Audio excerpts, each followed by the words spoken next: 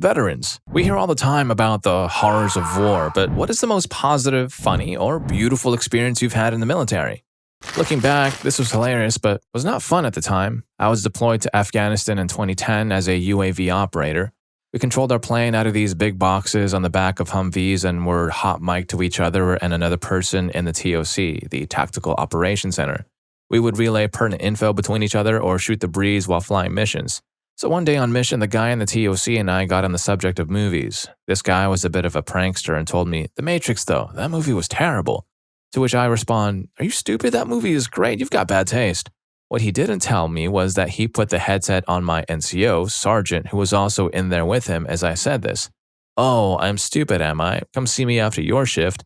So I go see him after my shift, ready to get smoked. "All right, smoking you would be too easy, so I'm going to need you to go sweep the hangars. Mind you, these aren't the biggest hangars, but they aren't small, and we have 2 of them. I get to sweeping them, and it takes me a good half hour for each to sweep them thoroughly. I report back to my sergeant with the task completed. "Oh, okay, good. Well, you see, all that sweeping kicked up a lot of dust, so I need you to go wipe down the planes too." "Roger, Sergeant." We had at the time 5 planes. Wiping them down took about 30 minutes or so. So I report back to him with the task completed. "All right, good, but you see all that dust that was on the planes is now on the ground at the hangar, so go sweep them again." This cycle happened 3 times. Well, who needs a gym when you've got the sweep, wipe, and repeat kind of fitness program, right? Story 2. Funniest, Desert Storm. It was cold. My tent mates were standing on a berm that surrounded a trash fire. They were enjoying the warmth of the fire when I heard one of them scream, "It's gonna do something." I looked over just in time to see a couple of them diving off the berm, followed by a muffled explosion. The fellow who didn't dive off at the berm fell down. We raced over to the fallen comrade to rescue him, thinking there was some sort of explosive that wound up in the pit. When we reached his side, we discovered that he was covered with pork and beans. A container of pork and beans was tossed into the fire pit unvented and exploded in the fire. We later awarded him with a purple bean for injuries received while warming himself. Beautiful. I commanded a humanitarian mission to Swaziland, and we were doing a medical clinic at a rural schoolhouse. There was a soccer field but no ball in sight, tons of kids milling around with nothing to do. I gave my driver some money and told him to go find me 2 soccer balls. 3 hours later, he returned with the balls. I took one to the middle of the field and started playing around a bit. Within 30 seconds, the field was swarmed with kids playing soccer. Gave the second ball to a teacher. We packed up to leave around sunset. As we drove off, I looked back and those kids were having a blast playing soccer. Nice. Transforming a rural schoolhouse into a soccer stadium? Now that's some kind of field of dream stuff right there. If you build it, they'll come. Story 3. Ex-Army Cav Scout Sniper. I was deployed to Iraq around 05-06, just southwest of Baghdad. 20 years old, and I was in for the best and worst year of my life. Once the tour of duty was over, I took a chopper with most of my unit back to BIAP, Baghdad International Airport, to wait for my ride out. Turns out my oldest brother, National Guardsman, who was supposed to be in Kuwait for another 3 weeks, volunteered to escort a supply run up into Baghdad. So I'm coming out of one of the many chow halls on one of the biggest military bases in Iraq, and I hear someone call me by my first name. Sounds like a foreign name if you've been in for long enough. My older brother, by some miracle, finds me and gives me the biggest hug. The impact of that moment and the connection we made without saying a word still stuck to my mind. We both had to be somewhere, so we parted ways. Afterward, I had time to pass and I was pretty much waiting for our flight out, so I spent the next 2 days trying to track down his little 100-person unit by finding people with the same unit patch. Finally found him in the middle of a giant tent city at 10 at night. No joke, 10 minutes later, we get the air siren going off due to a rocket attack. He's a little apprehensive since it was his first tour. You kind of get used to indirect fire. But we both sit in a 4-feet-high bunker talking about music while the rockets hit in the distance. Best conversation I've ever had with him. Story 4. Marine here. So back when I was a young Lance Corporal, I was stationed at Cherry Point, NC. It had been a real rough day with the command treating us like garbage. Field day didn't go over well. And it was towards the end of the day on a Friday, so we're standing there in formation while our gunny is just going off when, as is fairly common being that our barracks is real close to the flight line and we're air wing, an AVAB Harrier interrupts our gunny by loudly hovering just over the tree line behind us out of sight. Now it was a very windy day that day, and a seagull just so happened to be floating over the formation, the wings stretched out facing into the wind, not moving, just floating in place. My buddy standing next to me nudges me and points up at the seagull and shouts over the Harrier, That bird is loud. I immediately burst out laughing, along with all of those around us. Our gunny comes over asking us why we're messing around in formation, and my friend casually just points back up to the seagull and shouts over the Harrier, "Just thought it was crazy how loud that seagull is, Gunnery Sergeant." Our gunny immediately turns beet red and begins to lose his bearing with laughter. He said very well that it is an odd thing to hear coming out of a seagull, and all of us had a laugh. After that, the tone changed and our gunny relaxed and let us go for the weekend. I don't know if it's particularly super funny or beautiful, just one of those moments that always stuck with me because it turned a real bad day into a not-so-bad day one really fast. Story 5. I used to be crew chief for Blackhawks. I was in the Army at the time. We had a lot of fun, but the funniest memory that sticks out to me happened at a multi-service training operation in California. We were there for a month to help a Marine unit learn how to use aviation assets. They were a relatively new unit that had been just put together, and we were there to get them used to flying and what requests they could ask of us. Fairly straightforward stuff. Our lieutenant colonel was a pilot who hated the Marines with a passion. Never really found out why. So one day we had some time to pass and he had volunteered to take some of the newer Marines up to get them used to flying. So we get out to the flight line and get our checks done, only instead of starting up, he turns to the lieutenant, co-pilot, and me and says we're going to have some fun, that we should all just play along. So the Marines show up and he just starts complaining about the aircraft won't start. It's too late to switch birds, and now he's upset and feels real bad for these Marines because he knew they wanted to fly real bad. So the Marines ask if there's anything they can do, and he tells them that the only way to get the bird started is to push start it, like you would an old manual transmission vehicle. But, the aircraft is heavy and he wasn't sure it could be done. Well, that sparks the can-do and cocky attitude of the Marines. I should mention now there were about 10 of them, so I get out and line 9 of them along the bird so they can get leverage to push but not break anything. And I take the tallest, had to be 6'2", 6'3", and place him up front. He is instructed that he will have to spin the main rotor by hand while running to stay in front of the bird.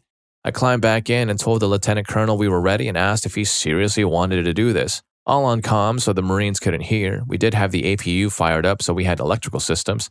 He says who cares and yells for them to start. So there we were, 3 Army guys riding down a runway while 10 Marines try to push start the aircraft. While we were laughing, they made one trip down, were able to turn the bird around and go back before they needed a rest. And what do you know, while they were resting, the bird was able to start. Guess it just needed to warm up a little first. I guess that warm-up for the bird was a real, literal workout for the Marines. Story 6. I've posted this before, but it remains to this day my favorite memory of my time at war. I had a soldier that was a stupid one of the smartest stupid people I've ever known. He was socially inept and had no common sense, but he could tell you an inordinate amount about how to build a saltwater aquarium and what kind of fish to put in it. I love this kid, but he also angered me off so much that it was dangerous to my health. There was another soldier, an NCO, barely, who did PT with us in the morning while we were deployed. He was nasty. He didn't even shower even after being told several times to shower. He would just go in the shower tent and sit down and read a book. He stunk so bad. I legit described his smell as a cat mess burrito left out in the sun for a couple of days. He wasn't a bad guy. He was just a failure at being a soldier. So one morning we were doing PT, right? And he asked my special little snowflake what was in the small PX that we had. It had just been built and had only opened that week. This kid says, just the important stuff like deodorant and body wash. I couldn't stand it. I tried so hard not to laugh. I had to set down my weights and walk away. I couldn't take it. The messed up thing is that our favorite little guy had no idea what was so funny. He didn't say it to be mean. He didn't say it to make the dude think about washing. He said it because, in his mind, that was the only thing worth buying in our little PX. It remains to this day his finest hour. It was the funniest thing he ever said. He could try to tell jokes for the next 15 years and never come close to the comedic genius he possessed in that instant. Story 7. Too many to list, really, but here's one. I met a guy with many daughters. In Iraq, we stopped in some houses on a routine city patrol. Think beat cop walking around the neighborhood. Hi, we're the Americans. Is everything cool? Seen any bad guys lately? Okay, have a nice night. We walk in and this dude answers the door with 4 little girls around him. One holding his hand, one on his hip, the other 2 pulling at his dish. Think man robe. So I'm like, are these all yours? Yup. Any boys? Nope. He just kind of shrugged and started laughing a bit. Now, understand in that culture, you want sons. Having male kids is a source of pride. Men boast about how many sons they have. Because of it being such a patriarchal culture, you could almost think of having sons as a gain and daughters as an expense. Both practically and socially, all the benefit is in having male heirs. This guy ended up with nothing but daughters. So, with both of us understanding this aspect, we both understand the unspoken context when I casually asked if he had any boys. That's why when he answered back, he had this big grin and a shoulder shrug like, hey, what are you going to do, right?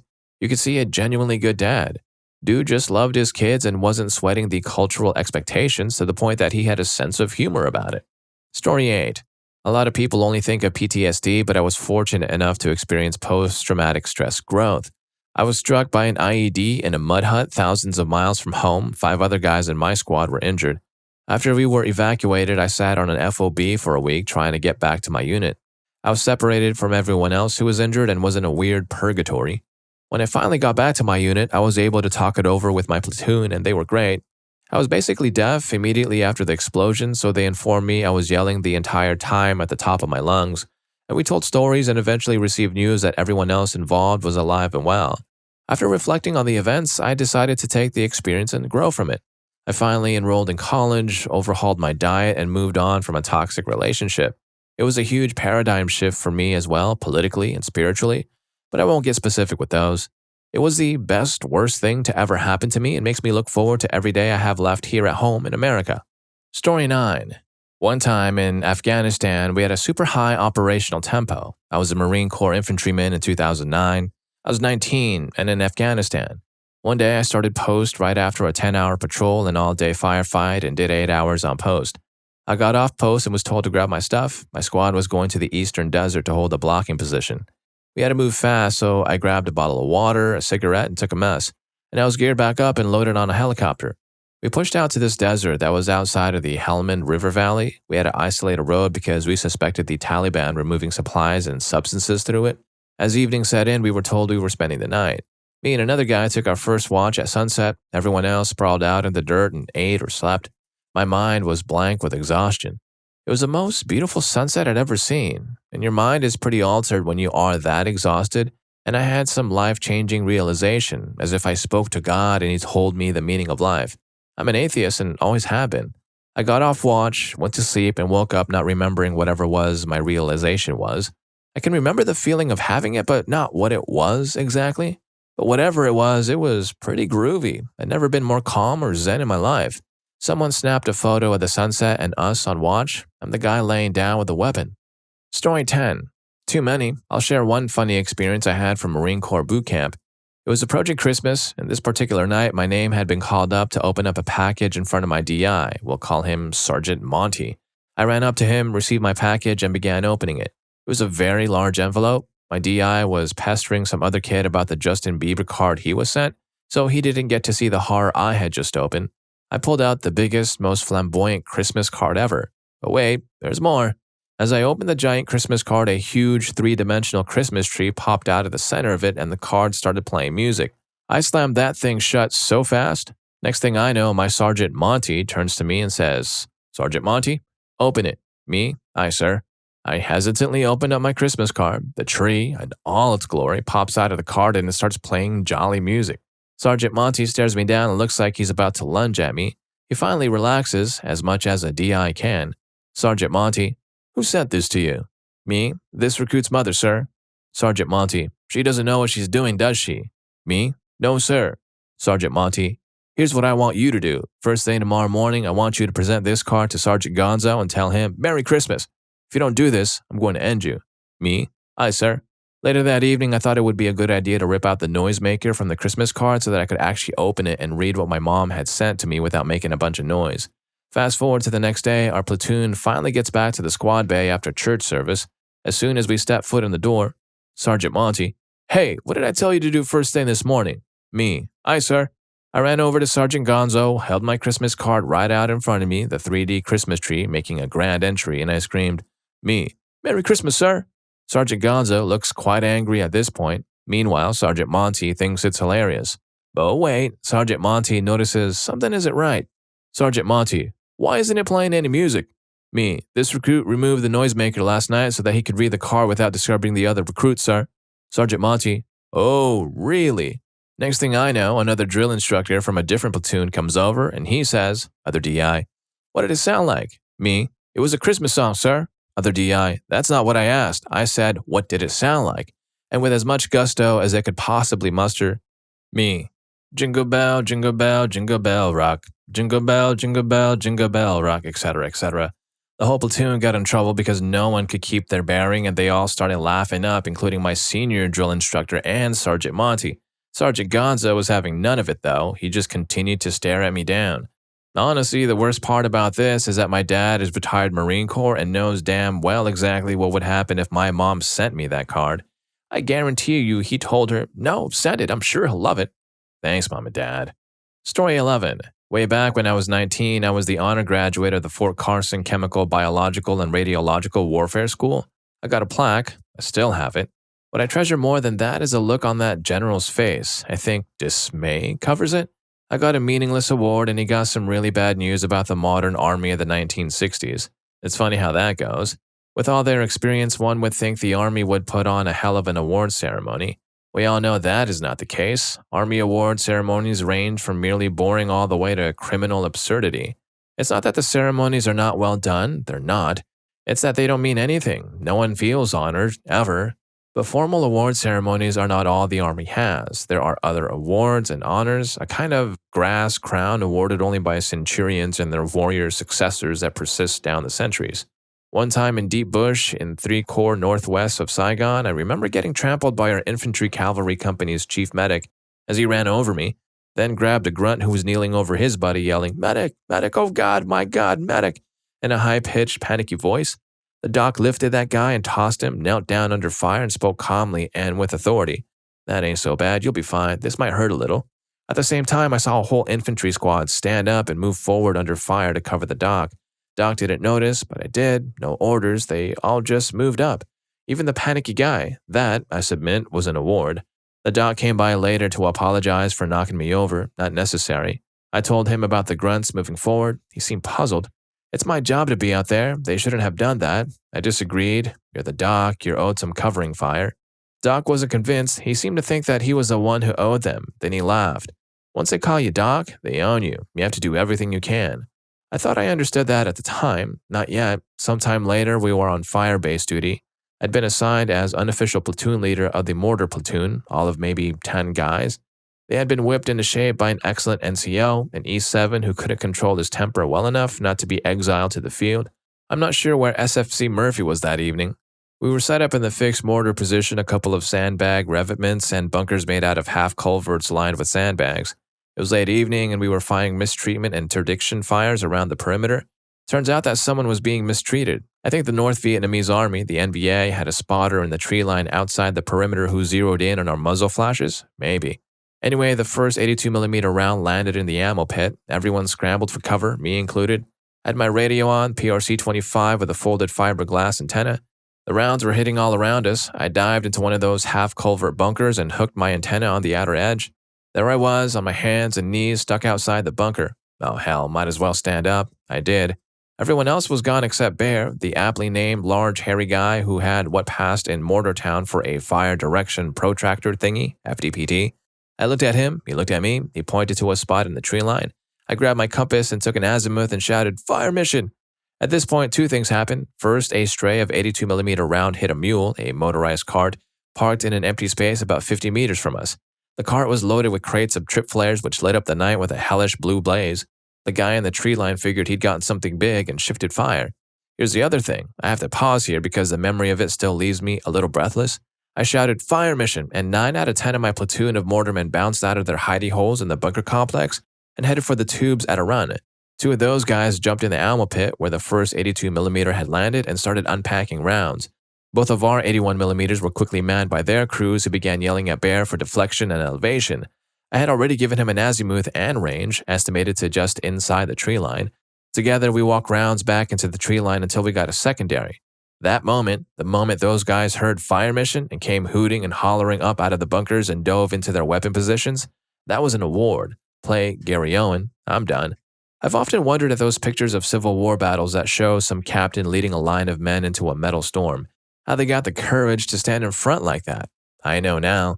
It was because those men were following them. The doc was right. Once they do that, they own you. It is an honor worth your life. Seems kind of an ancient nightly thing to be typing about here in the light of day in the US of A in 2014, where we all know better about honor and courage. and how neither of those things survived the gritty, nasty wars we fight in modern times. Seems embarrassing. Naive. So be it. I led American soldiers in combat. They did me that honor. That was my award ceremony. That was my medal, and I'll wear it until I pass away.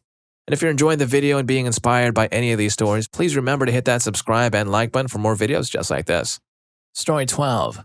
We helped a girl get heart surgery. There's a small town near a FOB in Iraq. We were meeting the man who ran the water pump for the town. In chatting with him, we learned his young daughter had a problem in her heart and required surgery. Chances of success for this surgery in Iraq were a bit low. Chances of success in the US were fairly high. I don't know if it's true, but I was told the operation she needed was relatively simple. This isn't something we could fix with a med cap, but our team leader, MAJ, was swayed by this and decided to make the girl our project. We started by trying to get them a visa. We went through normal channels, both Department of State and Army. We basically got told it wasn't happening. They weren't interested in letting Iraqis go to America, even for a short medical visit. Our company decided we would do it on our own efforts since there appeared to be no method officially. We had the family drive to Jordan to get visas there. This was pre-Facebook, so it was tougher to marshal your social circle, but our team leader was connected in his hometown. One family donated the airfare, a surgeon donated his services, the dad and his daughter stayed with the wife of our team lead. She got the surgery. We did a lot of help for tactical reasons, and this one paid off as well, but it was also the one thing we did that made me feel good. Story 13. Positive, we had shelled an insurgent location while in Afghanistan, and unfortunately one of ours didn't go off. It ended up landing outside a gallop by about 100 yards. While EOD went out there, I trucked out to meet with locals and see if anything of interest had happened. It turned out that they were having a wedding celebration for a bride, marrying her groom long distance while he was in Iran, I think. They invited us to sit down outside their gallop, brought teas, sweet treats, and conversed with us, all while we were dismantling a weapon within eyesight of their house. I often tell people that Afghans have a sense of hospitality that America has forgotten. Funniest, I tried Naswar, a horrible, horrible chewing tobacco while in Afghanistan. As I turned 6 shades of green, my Joe, my Afghan counterpart, and my interpreter all laughed. I put it out immediately and then spent the rest of our meeting vibrating like a Doc Johnson toy. Beautiful. I was very privileged to get to fly in a helicopter over miles of desert. I've never seen a more beautiful sight in my life as I did from the window of that bird. Story 14. I've experienced a bond with other men in indescribable conditions where we would literally go to the gates of hell for each other. It's a closeness where the phrase, "take out a projectile," actually rings true. I've seen the real Afghanistan and the real Iraq, not the artificial depictions you see on the news. I've seen the tears of joy of fathers and children when you build a school or give some kids a pen. I've learned skills that have prepared me for the real world in a way that most people never will. I've traveled to some of the most beautiful places on the planet with some of the best people in the world. I know that a safe space is all around defense with your mates facing the danger head on, not sitting in a quiet room needing a cuddle because you were exposed to a dissenting opinion. I know inclusiveness is standing shoulder to shoulder together, fighting together and taking the whiz out of each other as equals, not identity politics and oppression Olympics and figuring out your place on the progressive stack. Students may look down on me as uneducated and the self-righteous might think I'm brainwashed. Frankly, their opinion means nothing to me. I love the Army, especially my time on operations, and I'm proud of it. Story 15. I'm a veteran and widow. I've seen a lot of things that are hilarious from the outside and from in. I'll try to keep the story short. My favorite funny one, I served in the Marines after finishing up training at my schoolhouse, Aberdeen Proving Grounds, tons of stories from there too. I arrived in the fleet for my illustrious new career in military heating and refrigeration. My arrival had been pre-announced to the unit for a variety of, let's say, interesting reasons, but promptly forgotten with a night of drinking, and the next morning I was introduced to what I affectionately call the schlong schwing. Many Marines enjoy wearing very awesome PT shorts called silkies. Silkies are running shorts that leave literally nothing to the imagination. My new favorite LCPL calls formation and proceeds to gyrate and shake his Johnson at everyone, until our eyes meet across the rows and he freezes mid-thrust. The fleet was nothing like what I had expected, and seeing my team leader's Johnson first thing in the morning proved it. This won't faze anyone who served, but the silliness of it all amuses a lot of people. The most beautiful thing I saw was also one of the saddest days of my life to date.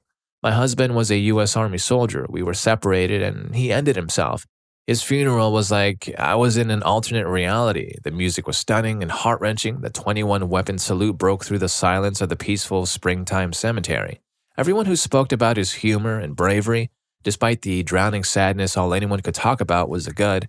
The absolute grief of what was happening in our lives stood in massive contrast to that day, making it all very surreal. Story 16.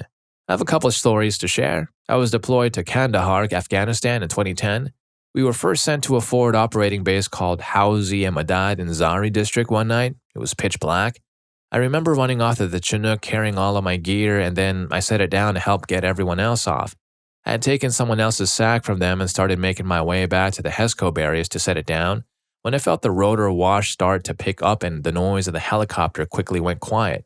I turned around to see it lift off, and though I didn't see the helicopter, I was greeted by the most beautiful night sky I'd ever seen. It was as if you could see every star in existence. I was a bit taken at how majestic it was. And for a moment, I forgot that we were now standing right in the middle of a battlefield. About 5 months later, during Operation Dragon Strike in Sangasar, a very historic Taliban village, me and two other guys from my platoon had just gotten off guard duty. The other two guys were part of our weapons squad gun team. They were really close friends, even though they had to be pretty much hand in hand during working hours. It was really cold at night, already that time of the year, early November, so those two took down their clothes and went back to back in the same sleeping bag, wasting no time in heating it up. At that moment, I sort of had that feeling or epiphany that these guys are my family. I mean, you can say that you have each other's back no matter what all you want, but it's just not the same until you feel that connection to someone or a group of people.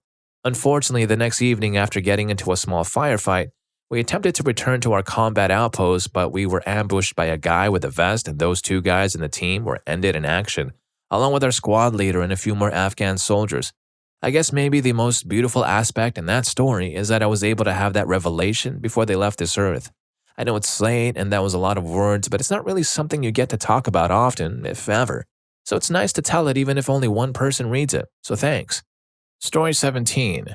Another Marine here. After the ground war was wrapping up in Kuwait, Desert Storm 1991, I was a member of a tank unit that captured numerous Iraqi, Russian-made tanks, personal carriers, etc. We had been in the country since shortly after Saddam invaded Kuwait, so my unit was one of the first to head back home. We had been forward deployed on the Kuwait border for months, and I lived entirely on cold MREs. I personally lost more than 30 pounds, from 185 to 155, and most of my fellow Marines did the same. It is just very difficult to eat the same cold food day after day, after every day. We took our captured vehicles to a beach area, and lo and behold, there were Army LSTs, landing ship tank. They're ready for us to load up our treasure. I was assigned to drive an old Russian T-54 tank, and it got strapped down on the deck of a small LST that held a total of 3 vehicles. This LST was small, crew was only 4 or 5, the craft was piloted by an Army warrant officer, and we were blown away by the fact that the Army had boats? Who knew? There were 4 or 5 Marines and we were filthy.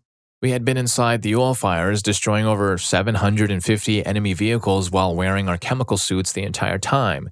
They are lined with charcoal, which gets absorbed into every pore of your body. We were exhausted and basically just stayed on deck while the boat eased out into the beautiful Persian Gulf. The water was a gorgeous blue, dolphins were swimming beside us, and we, the Marines, were very happy. Moments later, the warrant officer and small crew came out to us and invited us below deck. We didn't know there were decks below us. Each man on that boat personally gave us full use of their rack, showers, toilets head, and a small common room that had a TV and VCR tape of the Super Bowl that aired about 1 month prior. This was all before cell phones, internet, etc. Even though we resisted their niceties, they insisted and would not take no for an answer. We obliged and rubbed ourselves with warm water, it'd been a long time, and settled down to relax and watch the tape game. This was the first time in over 8 months that I did not need to have my flak jacket on, gas mask, nor weapon at my side. I was having a difficult time absorbing all of this.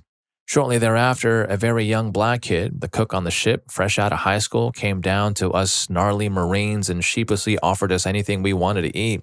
We didn't know how to respond. We eventually asked him to make anything he wanted as long as it was steaming hot. He made us a simple dish of hot rice, spiced ground beef with a simple sauce over it. At that moment, my life changed forever due to all of the soldiers' kindness on that boat. I've never, and I mean never ever, had a meal that was so delicious and nourishing, physically, mentally, and emotionally. As I sit here and write this, I can vividly taste that meal and my mouth waters. Go Army, you guys rock. Story 18. Funniest, I was deployed from September 2008 to September 2009. Most of it was spent at Camp Taji, Iraq, but I was at multiple other places too. At Camp Taji, we were living in trailers. Picture your average 18-wheeler trailer divided into 3 rooms with 2 soldiers each. or 2 rooms with 3 soldiers each. It was a nice setup and it gave us somewhere to store the bulk of gear if we had to go out for a stint at a company outpost or set up in LPOP, a listening post, observation post, for an extended period of time. And one day I was watching a movie and cleaning my weapon. I take off my headphones to go grab a tool from my wall locker, and I hear someone getting a righteous chewing outside. I recognize the voice as that of our LT. He was kind of a tool and a moron, but his heart was in the right place and our platoon sergeant kept him in line. I pop out front to smoke a cigarette and see what's going on.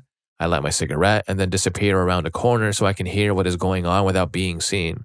I quickly recognize the class clown, we'll call him Wade, is the soldier locked up and the LT is about 2 inches from his face screaming. I never got a whole lot of context to the conversation, but shortly after I came outside, I heard my LT say, "So what do you have to say for yourself?" Up to this point, Wade has stood at attention, completely locked up and looking straight ahead. Upon being given permission to speak, Wade turns his head and locks eyes with our LT. Wade simply says, "Kitty," and strokes his hand down the LT's face. I let out a howl of laughter, as do a few other soldiers that apparently had the same idea as me to check in on the situation. LT turns bright red and stumbles over his words until he finally walks back to his room, realizing his authority had been compromised. Friggin' hysterical. Story 19. I was stationed in Germany and we were going out on what seemed to be a bi-weekly trip to the field. At the time, I was assigned to drive the first sergeant's Jeep, and about an hour and a half prior to moving out, my Jeep started stalling. I dropped off the first at the barracks and the Jeep stalled again. He said, "You need to fix this thing, and I mean right now. Get up to the motor pool and don't come back until it's fixed." I headed up to the motor pool and started looking the Jeep over but couldn't find anything wrong with it. I suspected it was the distributor but wasn't sure. Across the way, another troop had not taken one of their Jeeps and I had an idea. I started robbing parts from the other troop's Jeep. About a half hour later, I returned to the barracks and was intercepted by my platoon sergeant. "H, did you fix the Jeep?" M, "Yes." H, "What did you do?" M, "You don't want to know, but it's fixed." H, "Well, yes, I do want to know. What'd you do?" M, "Trust me, you don't want to know, but it is fixed." H, "Oh my God, Private, I do want to know. How did you fix the Jeep?" M, "I stole the entire ignition system off of one of Lima Troop's Jeeps that they left in the motor pool thinking it was their captain's." H, in a much lower voice, "Damn, you're right, I didn't want to know." And he walked away. Story 20. I grew up poor with few opportunities for education post-vocational school. I married at 19, still going strong at 32, and had a baby on the way. I decided to become a soldier as selling iPods at Macy's wasn't going well. I was no athlete and basic combat training BCT was definitely hard for me. I managed to make it. After advanced individual training, AIT, I reported to my first duty station, Fort Bragg. I was reading about education opportunities as tuition assistance TA was 100%. Just had to pay for books. I sat on that for a few months while enduring a lot of at my unit. Being a private, non-airborne, and new guy to a unit that just returned from deployment, I wanted to stay out of the office as much as possible. Volunteered for credit details. I then found out about CLEP and Dante's tests. They were free for service members. I started taking 2 to 3 a week just to get out of going back there. I only failed intermediate algebra, but managed to rack up more than 80 semester hours of college in 2007 alone. With 23 additional lower-level credits from AIT accreditation, I managed to complete a BS in admin and management from Excelsior. I managed to get a regionally accredited degree by only taking 3 classes due to there being no residency requirement for Excelsior. Took those classes in Iraq online in 2008. I was proud to be the first graduate in my family, but I wanted to do better. I attended the Defense Language Institute, DLI, and learned Modern Standard Arabic, MSA. I began my MA in 2009 with American Military University, AMU, and completed it in 2011. I also racked up some great technical certifications on top of an awesome skill set I built up from years of doing cyber intelligence. Post-Army, after 10 years of service, I worked for an elite cybersecurity firm and took part on CBS's Hunted this season as one of the cyber intelligence team. Outside of administration fees and books, I never paid for a thing. So many soldiers come into the U.S. Army, then complain as their time ends and they squandered it by partying in the barracks or spending all their time playing MMORPGs. I never met anyone that couldn't find 2 hours a week to better themselves with the awesome resources available to us. I made it a point to push my subordinates and peers to get an education during service. I was able to give my GI Bill to my children, ensuring they will have some money for when they want some post-high school education. I started doing it just to avoid hassle, but I found I enjoyed bettering myself and learning. Being a soldier is a tough life, but you will get out and what you put into it most of the time. Grew up poor, joined the army, left with lots of degrees and certifications on the government's dime. Story 21. I was a fresh lieutenant when we invaded Iraq, and it was scary as hell to be responsible for a platoon of about 35 people. My number 1, 2, and 3 priority was preservation of life of my soldiers and civilians. I could only imagine losing a soldier and being in a woulda, shoulda, coulda situation. So we practiced and practiced any time we were not on mission and at the expense of sleep, rollover drills, disabled vehicle drills, respond to sniper, respond to IED, array of injury and medical scenarios, etc., etc. So when it happened, the first major attack, huge IED explosions that deafened me temporarily, people did their job. And I mean, my guys did their job miraculously. It was like the most beautiful symphony I could imagine. I kept the convoy running another mile to get out of the zone. We established a perfect 360 perimeter. The CLS dealt with the wounded. Everyone was communicating. I was calling for medevac. My NCOIC was shuffling seating arrangements to get another one up there. We located a nearby post, remounted, and go to an aid station, and so on. There was so much going on all at once, and it was all working incredibly well.